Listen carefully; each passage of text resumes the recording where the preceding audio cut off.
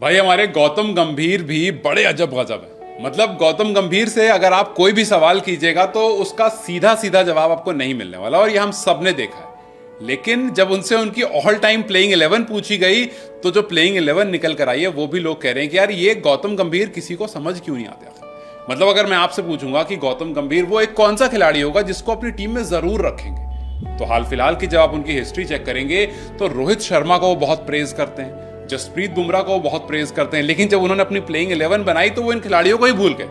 जी हाँ, मैं आपके सामने प्लेइंग 11 रखूंगा और जब आप उसको देखोगे तो कुछ खिलाड़ी जो उसमें प्रेजेंट हैं उनको देख करके थोड़ी सी हैरानी जरूर हो जाएगी। जसप्रीत बुमराह और रोहित शर्मा के ना होने से जो आपको थोड़े से दिमाग में क्वेश्चंस आएंगे वो गायब हो जाएंगे। तो सबसे पहले जब गौतम गंभीर से पूछा गया कि अगर आप अपनी ऑल टाइम प्लेइंग 11 बनाएंगे तो क्या बनाएंगे। देखिए, हम सबको पता है गौतम गंभीर फिलहाल टीम के हेड कोच हैं और जो खिलाड़ी अभी मौजूदा टीम में खेल रहे हैं उससे जाहिर सी बात है काफी ज्यादा कनेक्टेड होंगे। तो उसमें सबसे पहला नाम आएगा रोहित शर्मा का, लेकिन उन्होंने उनका नाम नहीं लिया। उन्होंने अपना और वीरेंद्र सहवाग का नाम लिया एज एन ओपनर। हम सबको फिर याद है कि यार हाँ ठीक है, सहवाग एज एन ओपनर अगर आप नंबर्स में भी काउंट करोगे तो शायद वो सबसे ऊपर, इफ नॉट सबसे ऊपर, देन एटलीस्ट सेकंड थर्ड पर तो वो आएंगे ही। अगर आप ऑल टाइम की बात करोगे तो ठीक है, सहवाग पर किसी को कोई शौक नहीं हो। उसके बाद उन्होंने सचिन तेंदुलकर का नाम लिया, राहुल द्रविड़ का नाम लिया। हालांकि राहुल द्रविड़ के नाम आते आते लोगों को इंतजार होने लगा कि इसमें विराट कोहली नहीं दिख रहे हैं, लेकिन फिर उन्होंने उनका भी नाम ले लिया और फिर इस तरह से उन्होंने धीरे धीरे अपनी जो पूरी 11 है वो सबके सामने रखी। हालांकि उस 11 में सुनील गावस्कर, कपिल देव जैसे दिग्गज नहीं थे। तो फैंस का ये कहना था कि जी ठीक है, मतलब बहुत सॉर्टेड आदमी है गंभीर, तो गंभीर ने उनको मे भी इसलिए नहीं रखा होगा क्योंकि उतनी क्लोजली ऑब्जर्व नहीं किया है। वो गंभीर के एरा में नहीं थे और गंभीर ने मोस्टली अपने टीम में उन्हीं लोगों को रखा है जिनके साथ वो खेले हैं। हालांकि रोहित शर्मा के काफी करीब हैं लेकिन उनको वो भूल गए। तो खैर चलिए, कोई बात नहीं। उन्होंने सबसे पहले वीरेंद्र सहवाग का नाम लिया, फिर उसके बाद उन्होंने अपना नाम लिया और अपने नाम लेने के बाद उन्होंने सचिन तेंदुलकर का नाम लिया। यहां तक सब कुछ ठीक था। फिर राहुल द्रविड़ आते हैं, राहुल द्रविड़ को 4 नंबर पर चुना और उसके बाद 5वें नंबर पर उन्होंने जगह दी विराट कोहली को।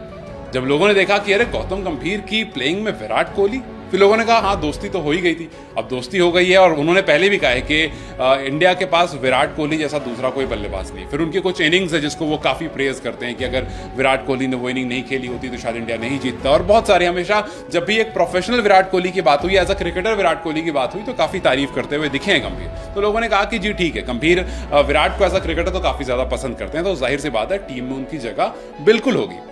फिर उसके बाद आगे बढ़े तो उन्होंने नाम लिया युवराज सिंह का, जो कि बहुत ऑब्वियस था। मतलब एक खिलाड़ी है जो गौतम गंभीर अपनी टीम से बिल्कुल भी नहीं निकाल सकते हैं, वो है युवराज सिंह। गौतम गंभीर ने हमेशा कहा है कि इंडिया ने युवराज सिंह का रिप्लेसमेंट आज तक नहीं ढूंढा है और इंडिया के पास अगर व्हाइट बॉल क्रिकेट में सबसे बेहतरीन खिलाड़ी कोई भी आया है तो वो युवराज सिंह है। वो युवराज सिंह को हमेशा नंबर 1 रेट करते हैं और इसी वजह से उन्होंने युवराज को अपनी टीम में जगह भी थी।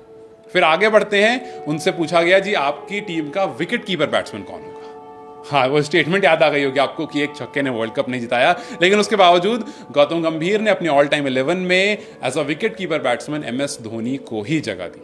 MS धोनी का नाम सुनते ही लोग कहने लगे कि गौतम गंभीर है भाई, कुछ भी अजब गजब हो सकता है। गौतम गंभीर ने जब अपनी टीम में रोहित शर्मा को नहीं रखा, जसप्रीत बुमराह को नहीं रखा, तो लोग वैसे ही शॉक हो गए थे। लेकिन यहाँ पर MS धोनी को देख करके लोग खुश जरूर हुए, लेकिन उन्होंने इसको अपनी टीम का कप्तान नहीं बनाया। हालांकि उन्होंने कप्तान जिक्र भी नहीं किया, उन्होंने सिर्फ एज अ विकेट कीपर के नाम पर बताया कि जी MS धोनी मेरी टीम के विकेट कीपर होंगे। फिर आते हैं गेंदबाजों की तरफ। जब आप गेंदबाजों की तरफ आते हैं तो देखते हैं कि गंभीर ने सिर्फ और सिर्फ दो तेज गेंदबाज और कुल मिलाकर के 4 गेंदबाजों को अपनी टीम में रखा है। मतलब 5th बॉलिंग ऑप्शन भी उनकी टीम में नहीं है। हो सकता है वो युवराज सिंह से गेंदबाजी करा ले या वो गौतम गंभीर है, वो किसी से भी गेंदबाजी करा सकते। जब से वो हेड कोच बने हम देख रहे हैं कि सूर्य कुमार यादव गेंदबाजी कर रहे हैं, हम देख रहे हैं रिंकू सिंह आकर गेंदबाजी कर रहे हैं। तो हो सकता है इस प्लेइंग 11 में वो सचिन से गेंदबाजी करा लें, सहवाग से करा लें, क्योंकि वो गेंदबाजी करते भी थे। फिर युवराज से, तो पार्ट टाइमर्स बहुत सारे इस टीम में हैं और इस वजह से शायद उन्होंने 5th बॉलिंग ऑप्शन नहीं रखा। उन्होंने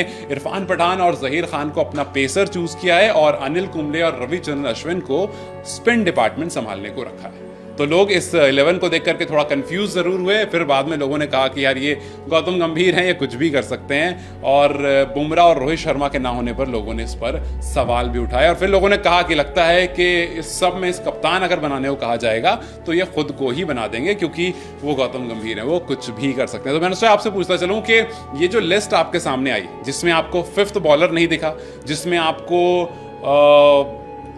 जसप्रीत बुमराह नहीं दिखा, जिसमें आपको रोहित शर्मा नहीं दिखे, क्या कोई और खिलाड़ी ऐसा है जो आपको लगता है कि इसमें होना चाहिए था? और काफी शॉकिंग है कि गौतम गंभीर ने उस खिलाड़ी को इस टीम में नहीं रखा। क्या ये टीम कहीं से आपको इनकम्प्लीट लग रही? अगर लग रही है तो मुझे कमेंट सेक्शन में जरूर बताएं। वीडियो अगर पसंद आई हो इसे लाइक और शेयर जरूर करें।